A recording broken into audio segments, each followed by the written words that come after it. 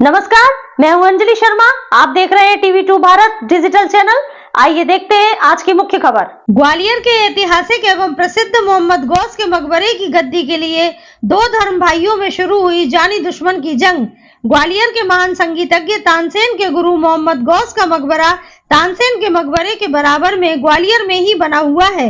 जिस प्रकार हिंदू धर्म के मंदिरों में मंदिर की साज सज्जा और व्यवस्था के लिए पुजारी का स्थान होता है, उसी प्रकार मुस्लिम धर्म के मस्जिदों और मकबरों के लिए मुजाबिर की व्यवस्था की जाती है।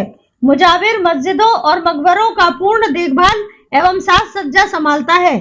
प्राप्त जानकारी के अनुसार ग्वालियर के मोहम्मद गौस के मकबरे में मुजाबिर के पद के लिए दावेदारी हेतु दो व्यक्तियों का मामला सामने आया है।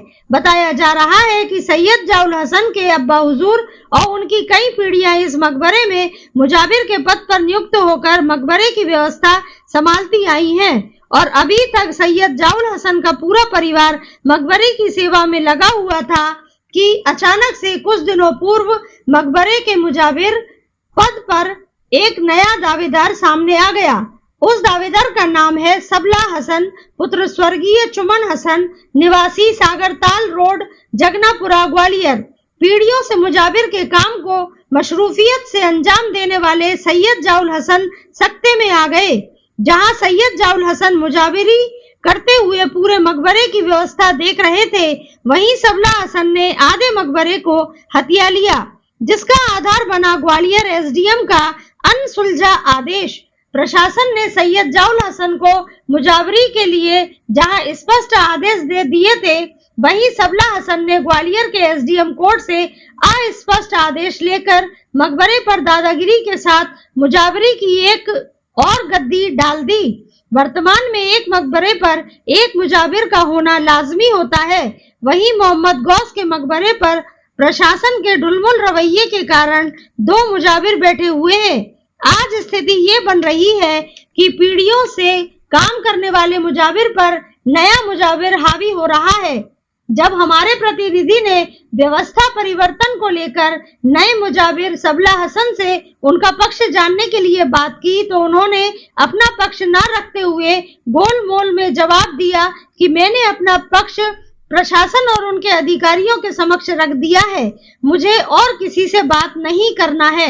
हमें पक्ष रखने ने हमने अपने थाने को दे दिया, हमें क्या करना पक्ष रख के। अच्छा चलो कोई बात नहीं, आप पक्ष रखना नहीं चाहते? नहीं, हमें जरूरत ही नहीं, हमने कोर्ट को पक्ष दे दिया, थाने में दे दिया, अब आपको जरूरत ही नहीं, समझता हूँ। चलो कोई बात नहीं। आइए आपको हम बात कराते हैं मुजाबिर सैयद जाउल हसन से, जिनकी पीढ़ियों ने अपनी जिंदगी मकबरे पर निकाल दी।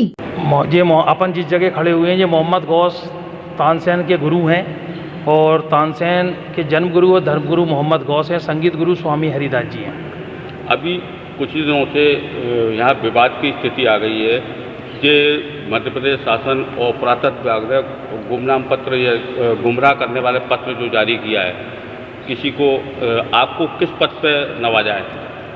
मैं तो जहाँ का शुरू से हमारे ख़ानदान की पीढ़ी बाई पीढ़ी चली आ रही है और हम लोग जहाँ के मुजाबिर हैं। मुजाबिर क्या होता है? मुजाबिर जो हिंदू परंपरा में पुजारी होता है वो मुजाबिर होता है। जो मंदिर की पूरी प्रबंधक संभालता है वो पुजारी कहलाता है और एसडीएम मुजाबिरी नियुक्त करता है। मुजाबिर के काम क्या क्या रहते हैं? जो भी मकबरे के अंदर, मस्जिद के अंदर और जो भी काम होते हैं, ये सब मुजाबिर के काम होते हैं। जैसे थाना प्रभारी ने बताया कि विवादित स्थिति है जी, दूसरा व्यक्ति कौन है जो विवाद पैदा करने का प्रयास कर रहा है? जो बाहर बैठा हुआ है वो विवाद करने के स्तर में है और अभी भी विवाद जैसी ही हरकत कर रहा है। गद्दी कौन लगा सकता है? गद्दी मुजाबिर, उसका नाम क्या है, गद्दी जो लगाता है, इसमें परंपरा होती है, पीढ़ी दर पीढ़ी अपने फादर के बाद फादर और फादर के बाद उनका बड़ा बेटा बनता है।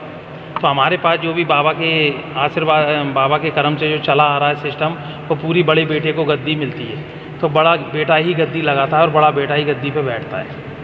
आपको शासन द्वारा कोई पत्र जारी किया? हाँ, मुझे शासन द्वारा मान्यता प्राप्त है। मैं जहाँ का मुजाबिर हूँ और मुजाबिर पुजारी प्रबंधक होता है, जिस प्रकार हम मुजाबिर प्रबंधक होते हैं।